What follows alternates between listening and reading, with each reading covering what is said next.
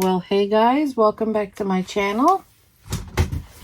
I am feeling better from this cold/allergy thing I've been battling.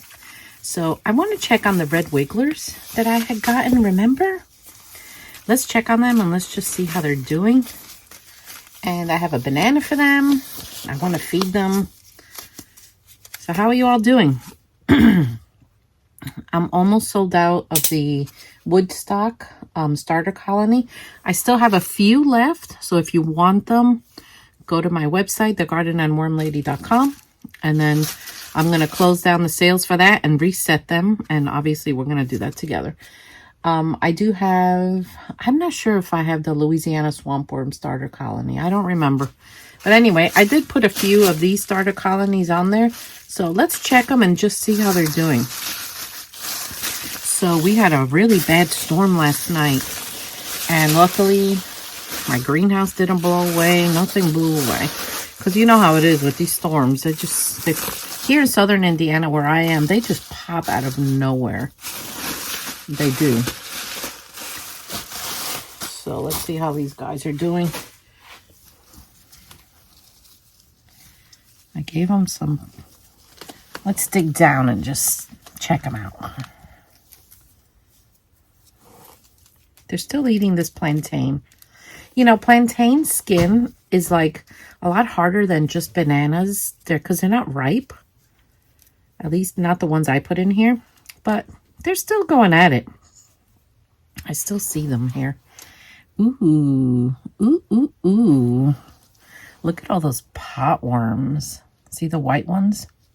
Now that's how you can tell the difference between a composting worm and a potworm. The potworm will be white like that. And a composting worm will always have a little color of pink. These are nice though. Nice castings. They're eating the cardboard. They still got eggshells in here. So people ask me all the time, and this is going to be the tip for this video. How do I prepare my eggshells to safely put in here? Because we all know eggs can have salmonella, and they're just, you know. I don't put raw eggs in here ever. Even the shell itself. So what I do is, when I'm done with the egg shell, I rinse it. I give it a good rinse. And I kind of wipe the inside of it. You can feel like this sliminess. When you rinse an egg with warm water and you just rub it in the inside, that sliminess goes away. And that's basically what I look for. Then, this is the trick. You throw it in your microwave for 1 minute. No more. If you do more, you're going to burn the eggshell and it'll turn brown. So I do one minute, and that will kill any salmonella or anything like that. And then it makes it safe for you to put in your bin. Now some people do put the eggshells, they just throw them in. And I do that outside. Sometimes outside I don't care, because outside is a whole different world than in here. But this wormery of mine is a controlled environment. And the last thing I want to do is take a chance that might hurt my worms. So, microwave your eggshells after rinsing for 1 minute. Let them cool. And then you can crumble them up and feed them, or you can put them in a little blender. I used to use a coffee grinder, and I think mine broke, so I just crumble it up and it's fine. These worms are working through this. These are castings. But look at all these springtails. See all those white things? Those are all springtails. So I just keep a jar on my counter. And as I use the eggshells, after I take them out of the microwave, I just put them in there. Now, I don't seal the jar, because the last thing I want to do is put a lid on that jar with the warm eggshell in there. Nah, that's asking for trouble. It'll probably smell too. Let me bury this plantain, give it back to them. So that's a little trick for you. Ooh, there's so many. They're doing well though. this new gang I got over here. And as I always suspect, they're always in the corner. Look at them. So if you guys want a starter colony from this red wiggler bin, go to my website. There are no blue worms in here. So if you want blue worms, you're not going to get them here. These are just pure red wigglers. Look, avocado seeds sprouting. How cool is that? So I just pop it back in there and leave it alone. But they're doing great. They're enjoying all the food scraps I've put in here. So I'm just giving it a good mix, a good fluff. Because you'll notice as your castings are produced, it starts getting heavy. Castings are very heavy to me. Especially when they have that moisture. Yeah, they're very heavy. So that's why Joe and I came up with this plan here. So I'm not dragging this giant bin off the shelf. Just makes it easier for me. But yeah, these plantains, they're still around. I'm still going to keep them. Yeah, this is definitely, they're starting to lay cocoons because I'm starting to see a lot of cocoons. All right. So I'm going to get some worm chow. And let's surface feed them. But this bedding is pretty moist. Let me get that banana. So I'm not going to wet this down. So now we're going to check on, remember the potatoes that were growing in the other bin?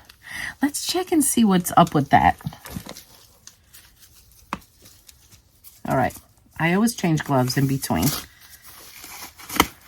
So let me do that. So I'd like to thank Vivor for sponsoring this part of the video. They sent me this lawn sweeper. You all know how I struggle with the leaves and the grass clippings and the sticks out here. So let's see if it works. I have full confidence in Vivor's lawn sweeper. So let's try it out.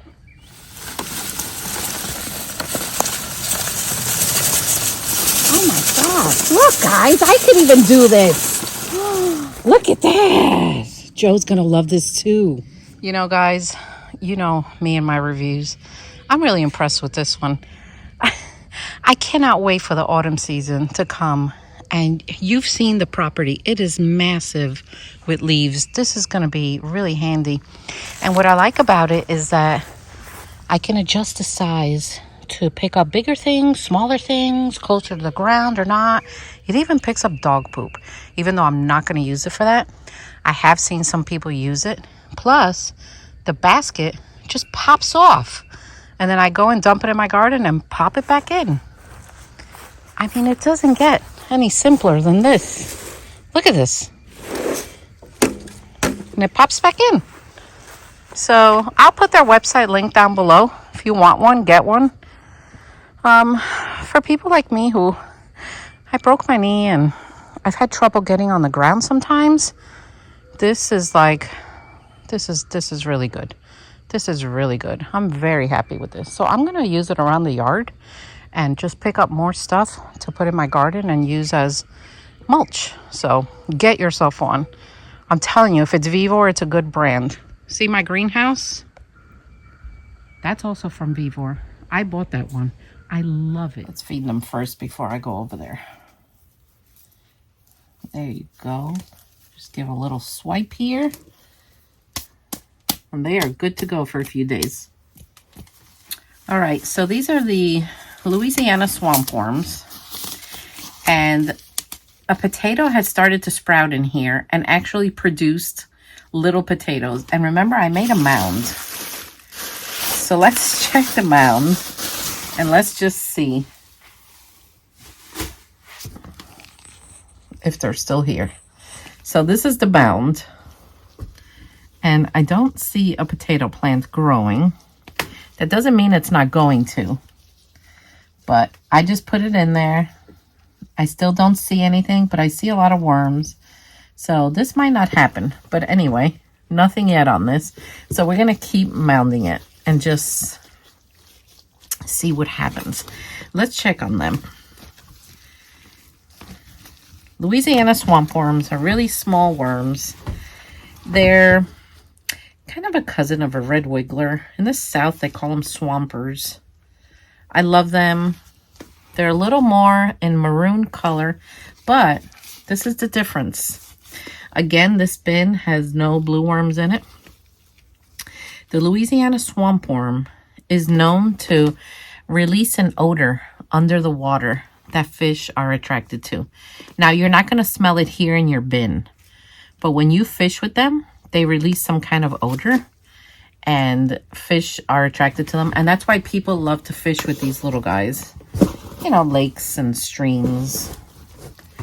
I wouldn't fish in the ocean with this because they're just so small, but maybe off a dock, you know, with a kid, I don't know. But look at them. They're just, they're really, really cute worms. And they are darker in color. So I do have, I believe, the starter colony for this listed. If not, hopefully by the time you see this, I'll go check and I'll list it. But the starter colony is basically, I take this and I ship it to you. And it has everything in it. All the microbes, cocoons, little worms, whatever. And they'll reproduce. It just takes time. But they're doing well. These are my favorite worms. Of all the worms I've ever worked with, these are my favorite. See, look at the eggshell. That's a good picture right there. These are definitely my favorite. The cocoons are small, just like a red wiggler. And their behavior is very similar to a red wiggler. They're very forgiving. Like, I could do anything in here, and they don't run for the hills. I've never had a problem with these little guys. This is a mango seed. You see, eventually it starts to break down and just falls apart, and I just put it in there because eventually they'll handle it. So, remember the rotten chicken foot? It's gone. Nowhere to be found. But it's good to get some air circulation in here. And this starter colony is like perfect right now. There's lots of activity. There's lots of bedding. There's lots of cocoons. And there's lots of them. So once the season gets too extremely hot though, I take them off the market. So guys, now's the time. I'm telling you, now is the time. Because then I can't do this again until the autumn, winter season. And then that also has its challenges, you know. Let's get some air in here. People have told me that when they've received my starter colony, they open up and a little tree sticking out. That's because this is pure organic, and you know they eat my food scraps on top of the chow. And if a seed went in there, and I ship priority, it takes a few days, and just the warmth, I guess, sprouts, and then they grow inside the packaging, like this, see? And that's funny. So what I do is I just take it and I throw it back in because it just becomes more worm food. Oh, look, a baby potato. It's sprouting. Oh, how funny. So I hope you learned something. Try the egg thing. Even eggs you get from the farms that are organic, which I get a lot of eggs through the summer here because I'm surrounded by a lot of farms. Even them, I wash them and I microwave them for a minute. And then you can do what you want with it. That is a nice worm. Wow. So, press that subscribe button. Give me a thumbs up. Share with family and friends. Watch my videos. And I'll see you all next time. Take care, loves.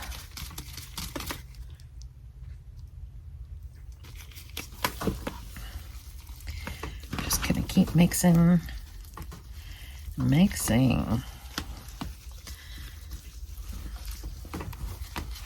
Time for them to eat.